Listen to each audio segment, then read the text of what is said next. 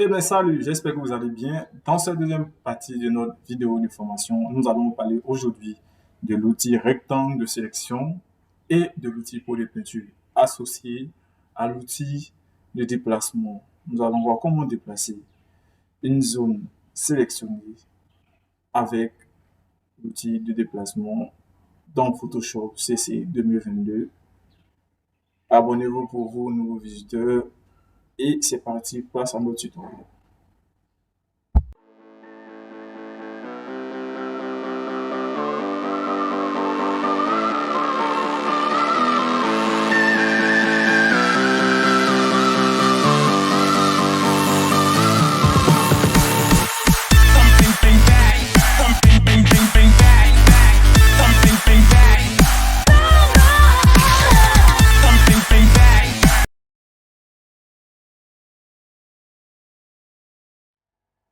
Eh bien, lorsque vous arrivez sur l'interface de Photoshop, vous allez créer déjà un nouveau document.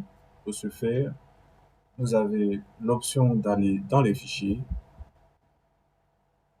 de cliquer sur Fichier et de voir juste en dessous Nouveau.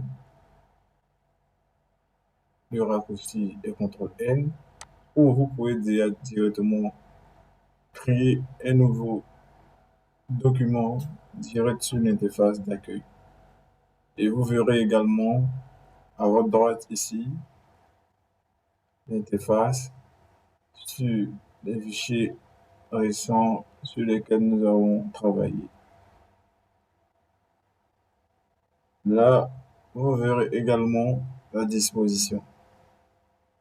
Nous pouvons nous mettre à cet ordre-là afin d'avoir des petites vignettes ou de les voir encore plus grandes. Et là, nous avons les fichiers récents et nous pouvons les trier également.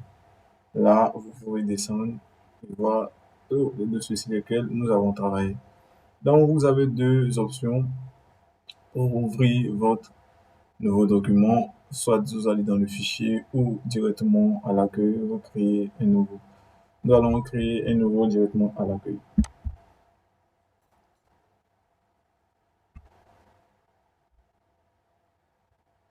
Eh bien, retenez que pour ce tutoriel, nous allons parler de l'outil de sélection rectiligne ou encore circulaire, parler de l'outil pour les peintures et de l'outil de déplacement. Nous allons avoir utilisé ces trois outils durant cette deuxième vidéo de formation sur Photoshop CC 2022.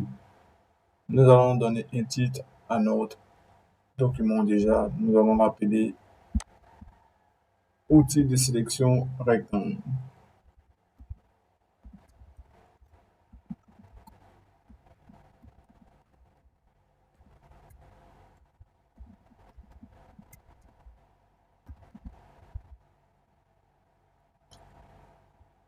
Nous allons choisir un format où vous allez dans Impression et vous sélectionnez le format A4. Vu que c'est le format international, et vous créez. Nous allons travailler déjà en centimètres. Vous créez votre document comme ceci.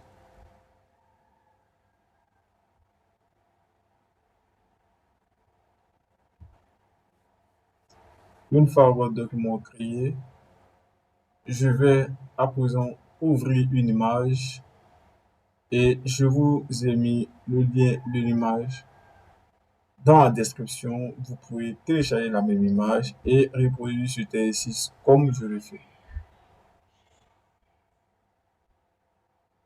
Donc pour ce faire, vous allez dans Ouvrir,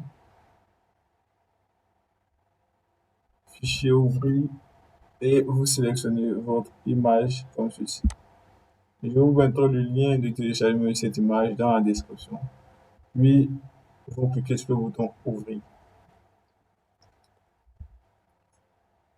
Une fois fait, vous patientez que votre logiciel ouvre votre image et que vous commencez à travailler là-dessus.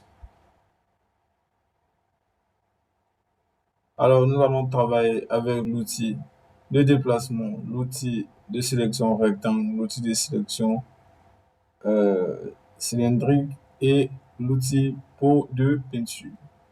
Donc, en premier temps, l'outil de déplacement et juste en dessous, nous avons là l'outil rectangle de sélection, outil ellipse de sélection. Et nous avons par la suite là,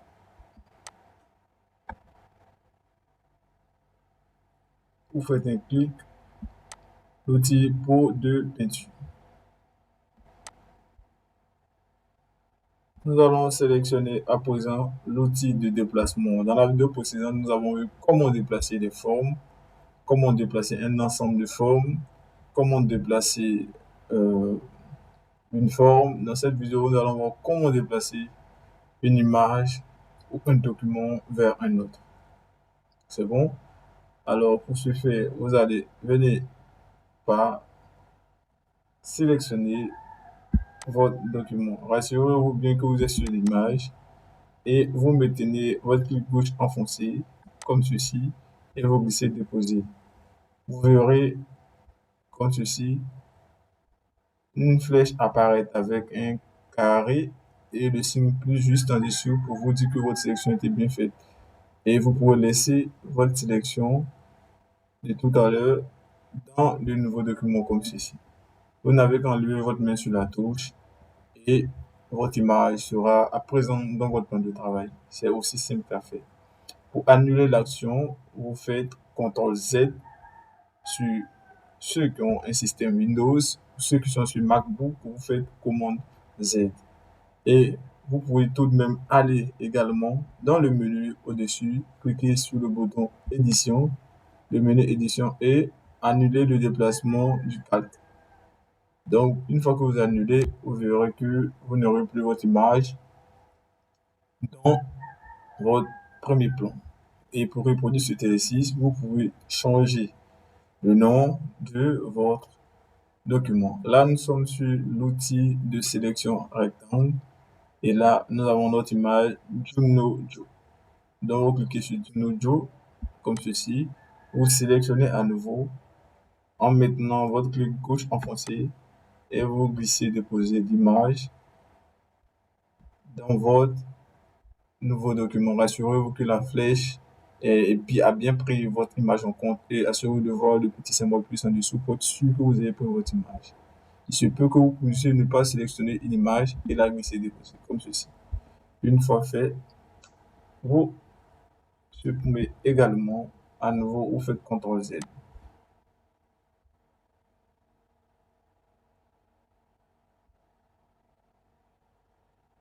Comme ceci. Eh bien, nous avons vu comment déplacer cette image.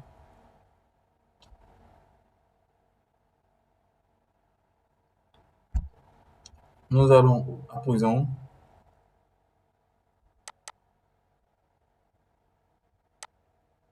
utiliser notre outil de sélection rectangle. Donc, vous allez là, l'outil rectangle de sélection. Alors, comme son nom l'indique, cet outil vous permet de sélectionner une zone et de travailler uniquement sur la zone sélectionnée. Je le répète encore.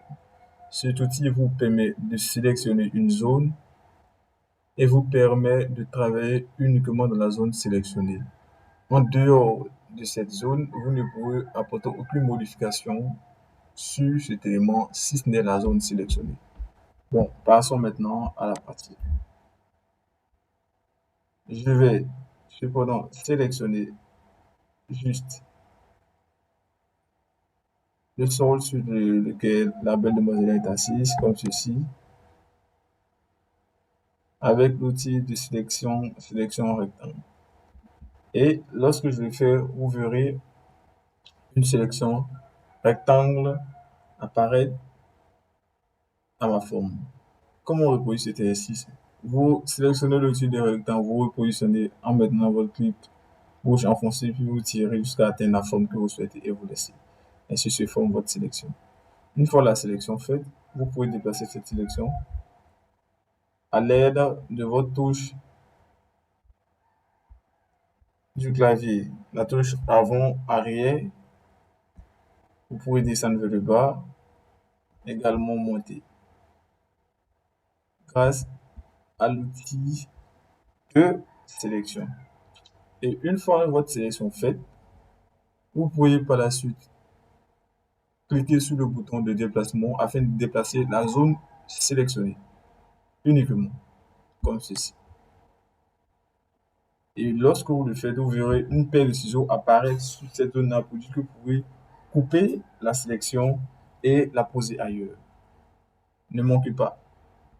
Pour ce faire, vous allez voir une paire de ciseaux apparaître en dessous de votre souris, vous disant que vous pouvez couper cette zone et la poser à quelque part.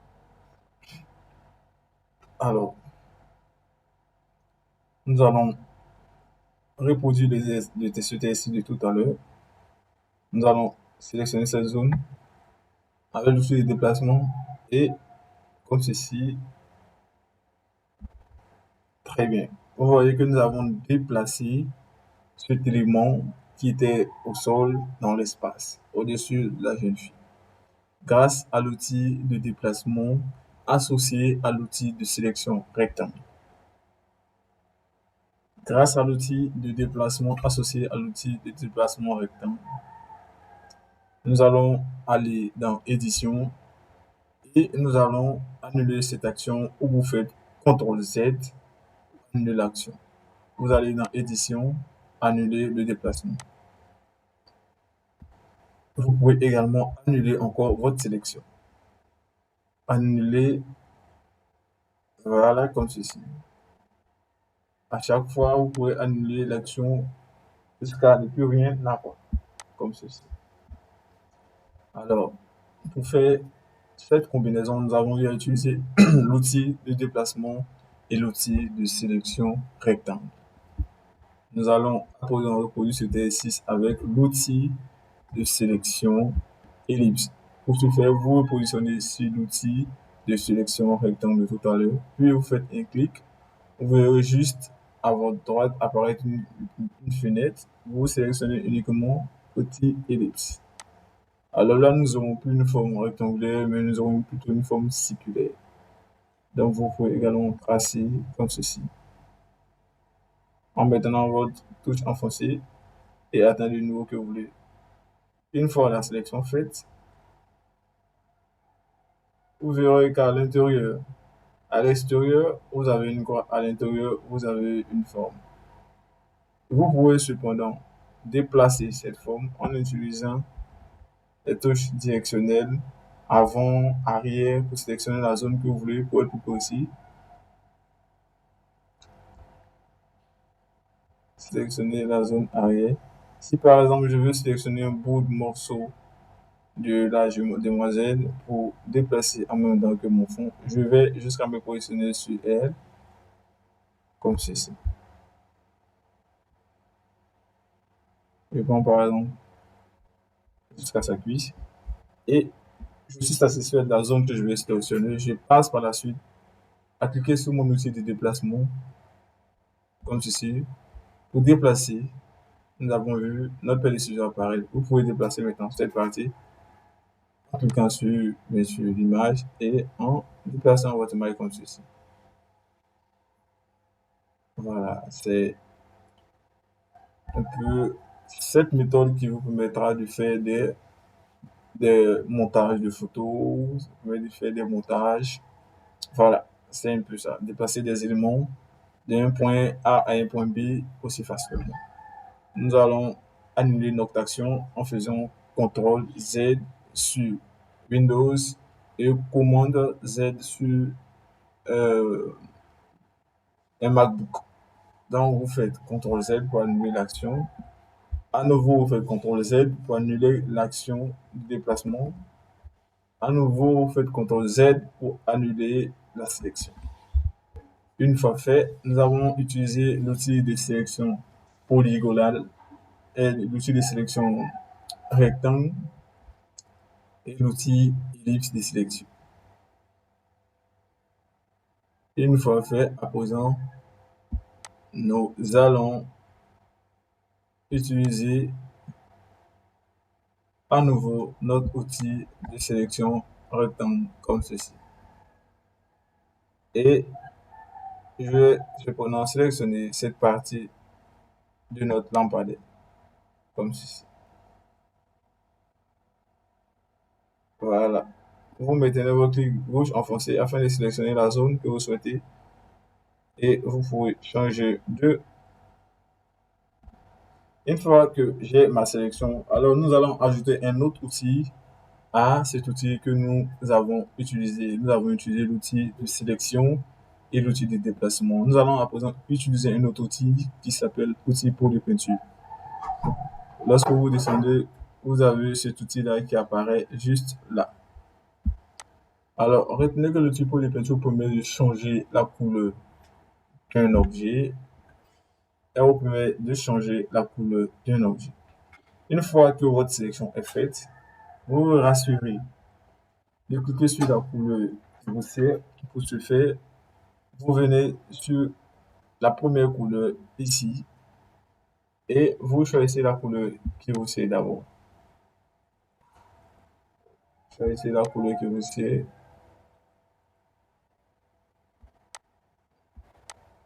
Je vais prendre par exemple du violet pour vous montrer un peu la différence du violet. Donc, le code de couleur est D5A9DC. Comment vous pouvez retrouver le code de couleur? C'est juste en dessous là.